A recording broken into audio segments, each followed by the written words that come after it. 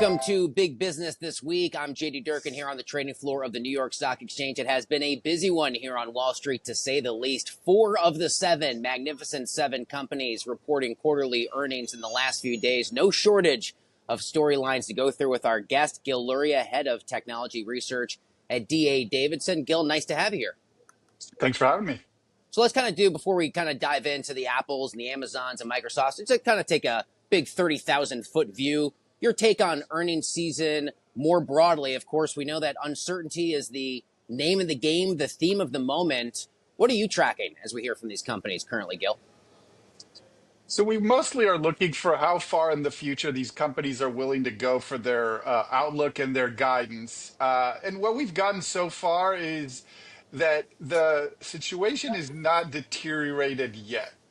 Most of the commentary, especially about the March quarter, has been fine to good. And in the short term, companies have given us outlooks that are reasonable considering the amount of disruption to the economy. What we haven't heard yet is confident guidance beyond that, beyond the June quarter, as we get to figure out what the actual outcome is of new tariffs and the new global trade regime. So we're getting that. We're getting fine results. We're getting okay outlook for the June quarter. We have very little visibility after that. Are things better than feared, at least as you and I are having this conversation on May 2nd? We still got a lot more earnings to go through, but what's your sense? To the extent that we thought, and many investors did think that the disruption was already happening and that April was bad, we're not hearing that. Most of the companies are saying we still have to figure out what's happening. Our outlook is we don't have a lot of visibility far into the future, but results even through April, even through a month of a lot of discussion, activity, and changes on tariffs, there hasn't been a deterioration, and that's why we're seeing the relief in the market.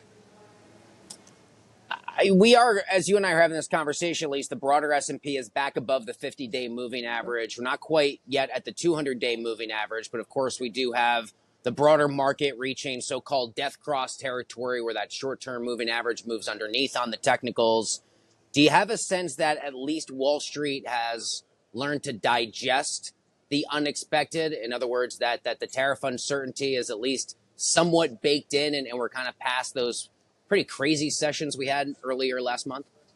For now, we still have to get the outcome from all the negotiations and specifically from our stance on China. Because let's not forget, with China, our stance isn't just about tariffs and trade imbalance. It's a lot more about national security and national competitiveness. So we should be getting outcomes for our negotiations with the rest of the world, let's say within the next 30 to 60 days. With China, it may get dragged out longer because there's a lot more topics to discuss, a lot more controversy and confrontation ahead. But we will digest that. We now know that it's not that the economy hasn't been completely disrupted, hasn't gone into a recession quite yet. Let's not forget, first quarter GDP was negative. This one might be, and technically that is a recession, but it doesn't look to be a huge slowdown, not quite yet. Now, having said that, the economy was slowing. Again, Q1 GDP was negative. The consumer started looking weak. And that's before we stopped immigration, which drives consumption.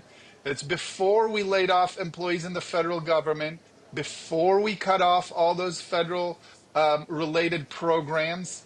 Those things are still to play out in the economy. And then there will be some disruption on from tariffs one way or another. And so we still have to see that play out. But what the market is telling us is it's not the worst outcome. We're off our highs. Estimates are going down for this year, but we're not going into a deep recession, at least not quite yet. Gil, what announcements out of the Trump White House are you most hoping to hear? And what do you think the market most wants to hear to continue to find its footing? Good, healthy trade deals with our main trading partners. Important countries like Japan, like Korea, like India, some resolution with Europe that will prevent them from coming after our big technology companies. Europe sees our big technology companies as the source of, as an infinite source of fines and other types of fees they extract from them. We need to stop that. We don't want to escalate with Japan, Korea, and India and Vietnam, countries that can be an alternative trading partner for us, replacing China. So those are the outcomes we want to see. Healthy negotiations and outcomes with our main trading partners. Let's isolate China. It's a separate issue. Hopefully, we get a good resolution there, but we know that's a lot more complicated. And we know that it is likely that we will continue to decouple from China. So we're not going to hold our breath from that. We want the good outcomes for all the other countries. Gil, let's dive into a few of the big tech earnings we heard the last few days. We'll start with the batch that we got Wednesday after the bell. We'll start with Microsoft here. A beat on top and bottom, cloud revenue growing 20% year over year. I'd argue that really shows a lot of strong demand both for AI and for cloud services. We are seeing the stock perform very well, at least on this particular Friday that you and I are chatting. We're seeing shares of MSFT up 2.3%. What did you see in Microsoft's announcement early this week? Yeah, so Microsoft's quarter was very good. Not as bad as feared, which is many of the other results. Microsoft's results were actually very good. Their Azure growth is accelerating to 35%. That's incredible for a business that's more than $70 billion. That is incredible growth. And the rest of the business is doing well. And so Microsoft is doing phenomenally well in an environment that we thought there would be issues with. And importantly, even if there are issues in the economy, Microsoft is better positioned than the rest of the Mag 7 because it's almost entirely enterprise technology. And that's the sector that's going to be impacted last in an economic slowdown, right? If this is a consumer driven slowdown, first we'll see consumers slow down with companies that affects: Apple, Tesla, Amazon. Then we'll see advertising ratchet back. That's going to impact your Metas and Googles. Only if we have a lasting slowdown will companies stop or slow down their technology spend, which would at that point impact Microsoft. So Microsoft is the most resilient of the Mag 7 and is performing very well right now, gaining share in that most important hyperscaler market. How advantageous is it for Microsoft that relative to the rest of the Magnificent Seven companies, Microsoft's revenue is pretty limited in terms of exposure to China versus some of those other companies? Is that a big benefit to Microsoft? It is over companies like, especially Apple, where it's a big issue. Not to mention Nvidia, where it's a huge issue. Tesla, Meta, and Google's exposure is more in terms of advertising by Chinese companies. That's already starting to roll off, but it's still an issue. And Amazon, a lot of their suppliers are, a lot of their merchants are in China, so there's an impact there, and they're having to digest that right now. And to your point, for Microsoft, it's pretty minimal. How do you evaluate Microsoft's overall AI play? You mentioned Azure earlier. You include Copilot, its OpenAI investments, and OpenAI integration. How would you sort of characterize where the company's strengths are or opportunities are in terms of its overall AI play?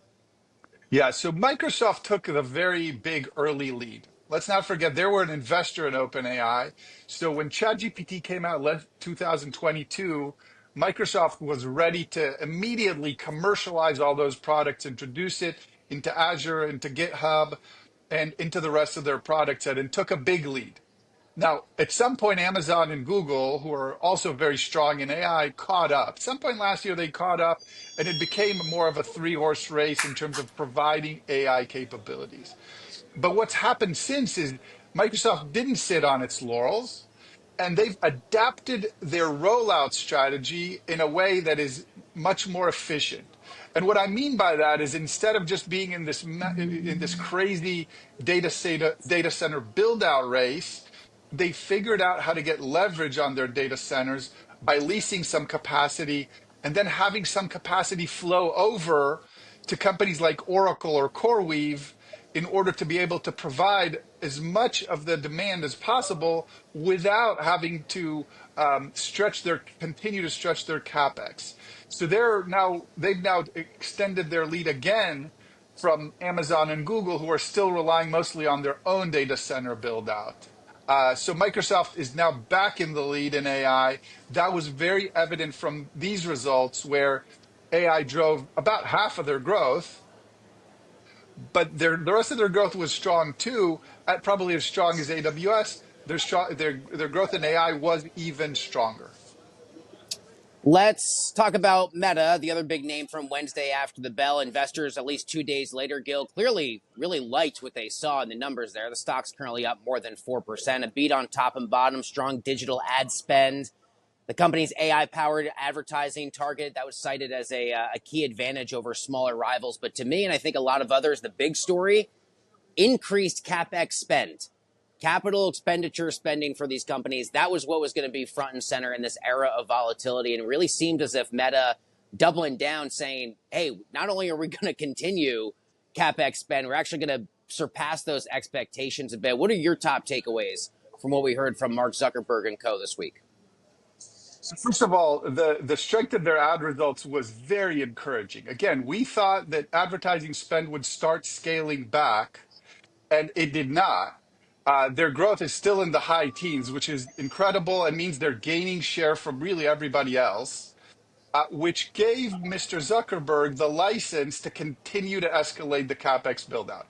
Meta has the best reason to invest in AI because they are actually getting better results in their core business from the AI investment.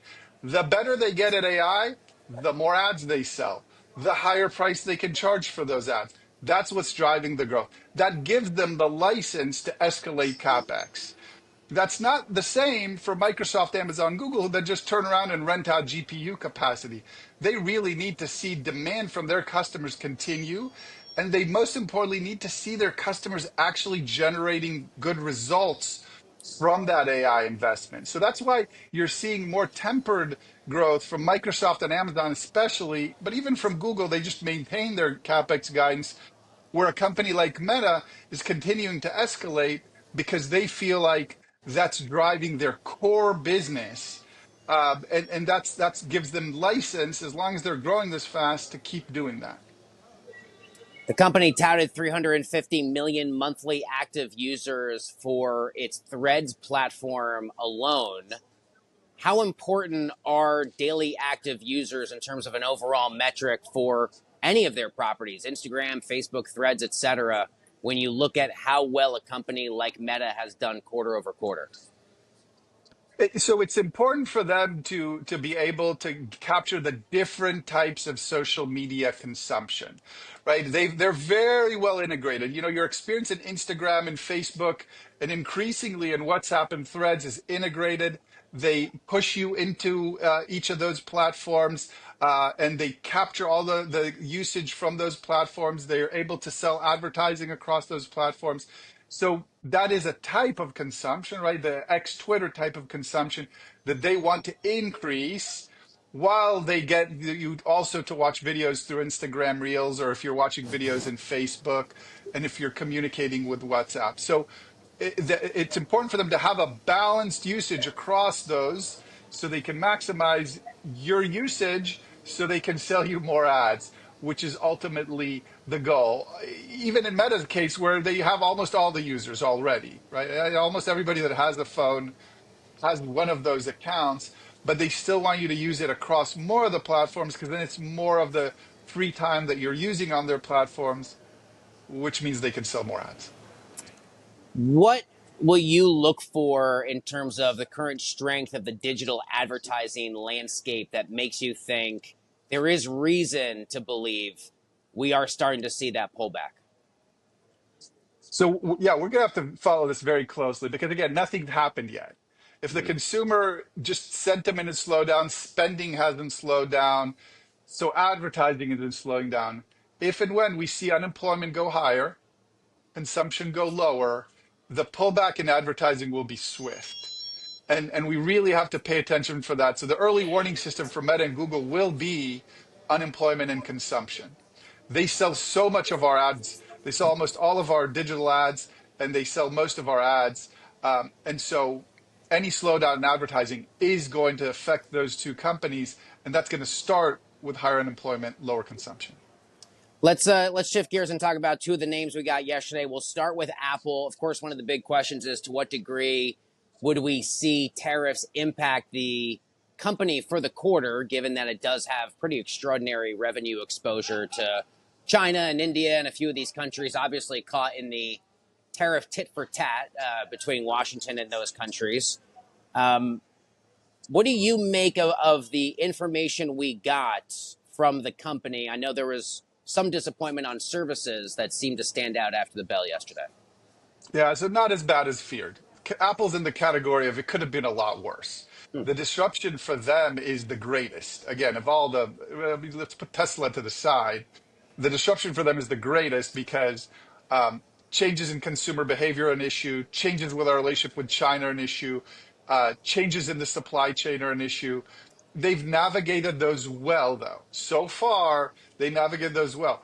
They actually grew iPhone sales in the period, which was surprising. And then most importantly, they've been mostly able to realign their supply chain in a very short period of time. They said more than half their iPhones to the US got shipped from India, which is far more than it was before. So what they're doing is instead of having India supply various markets, such as maybe the Gulf or Africa, they're now taking all the supply from India and sending it to the US because the tariffs are lower than China, and then shipping to those other countries from China. It's slightly less efficient, but they're taking care of the big problem. So they moved quickly. They fixed the problem. They only took a $900 million write down, which for them is a rounding error so far.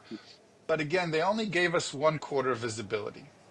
And to your point, a weakening services business is a concern because that's the business that's really driving most of the growth. Mhm. What's going to happen in China is a big uncertainty if we have a conflict there. So again, it was better than feared. It could have been a lot worse, but we only got a little bit of visibility 1/4 ahead. And even that, they weren't willing to pull out any of the pieces like services and iPhone. They just gave us generic low to mid single digit growth. And so that's probably still the poorest visibility of all these companies. I mean, it's a beat on top and bottom for the company. You know, revenues for the iPhone, Max, iPad, either a beat or in line with expectations. Look like wearables were down versus expectations year over year. And then obviously the services pressure. Are you surprised to see the stock trading down about 3.5% the day after earnings? Yeah, the stock's been volatile. It's been volatile for a reason because we're trying to guess what's going to happen. It's actually bounced back from the bottom. So expectations maybe were that we would get better visibility to the rest of the year. That's the real piece we didn't get. On the piece parts, again, iPhone is probably a little better than expected. So we're back in iPad. Wearables, we're comping the Vision goggles, which you wouldn't think is a big deal, but even at $3,500 each with a lot of experimentation this time a year ago, it drove enough business that comping that means we're declining there. So again, the results were fine. The outlook for the June quarter is fine. It's really the fact that they weren't able to give us clear guidance and that they couldn't get beyond June. That's the disappointment that's driving the shares lower today.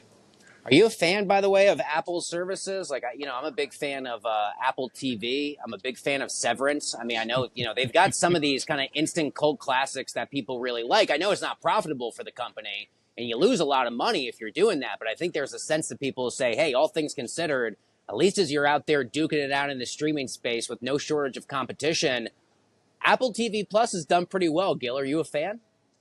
Oh, absolutely. I've watched Ted Lasso about 100 times now. And so it's always open on my TV.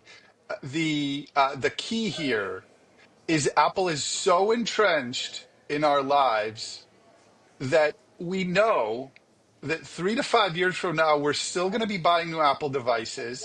We're probably going to be paying more for them, and we're going to be using more and more of their services. This is what makes Apple defensive even in a weakening consumer environment, which is very counterintuitive. You'd think the first thing we'd want to throw out the door as investors is consumer companies. but it's the fact that we know that they're so entrenched in our lives that it's going to be very hard to displace them, very hard to change our behavior in terms of updating devices, very hard to change our behavior in terms of consuming these services. And that's what makes Apple more defensive right now, certainly than you would think. And that's why the stock has actually held up pretty well through this tariff upheaval. Yeah, you know, Dan Ives, our buddy from Wedbush Securities, is fond of saying that Tim Cook is 90% CEO, 10% politician.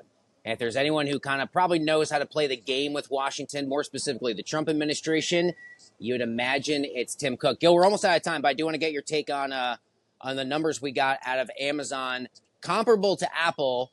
To me, this is the sort of earnings report that says, hey, for the most part, better than feared, Yeah. beating on a lot of the expectations, but it seems like a little bit of stickiness over AWS. What incredibly powerful cloud services provider, from everything from the federal government to Fortune 500 companies, small tech, you name it. Seems like so much of our world is powered by AWS. What didn't investors like with regards to what they heard out of the quarter? So it's a little bit of accident history here. Had they reported 48 hours earlier before Microsoft, we would have liked that AWS result. But because Microsoft Azure looked so outstanding, that made AWS results look not quite as good. And that's where maybe there's a slight disappointment. Even, again, this is a business order, $120 billion run rate that's growing at 17%. That's absolutely incredible at very high profitability. So AWS is doing fine. It's just Microsoft Azure is doing a lot better. Hence the little bit of a disappointment. On the retail side, I think we now understand where Amazon is headed, which is where they've been heading for the last 30 years. They value consumer satisfaction more than anything else. They will not allow consumers to feel bad about tariffs. They will continue to make sure consumers get the products they want at the price they want and as fast as possible. And that's why the slight disappointment in the quarter was profit guidance for next quarter. They will take slightly lower profits. They will push lower profits on their merchants so the consumer continues to be delighted. And that's what you really want to see from Amazon. They're willing to sacrifice a couple of quarters of profitability on the retail side to make sure that they continue to gain share for the consumer, which they will, which again makes them a particularly good place to hide in a tumultuous environment, even though they are in the retail business. Gil, we've gotten through almost all the Mag 7 names. We got a big one, maybe the biggest, arguably, in about 3.5 weeks. I believe it's slated for Wednesday, the 28th. That's, of course, Jensen Huang and Nvidia. Any bit of a preview, anything you'll be looking forward to? Because we know what a sensation Nvidia's quarterly earnings are now. People throw parties, watch Yes. parties as if it's the NFL draft. We can't wait to see what the company has in store. What will you be following later on this month?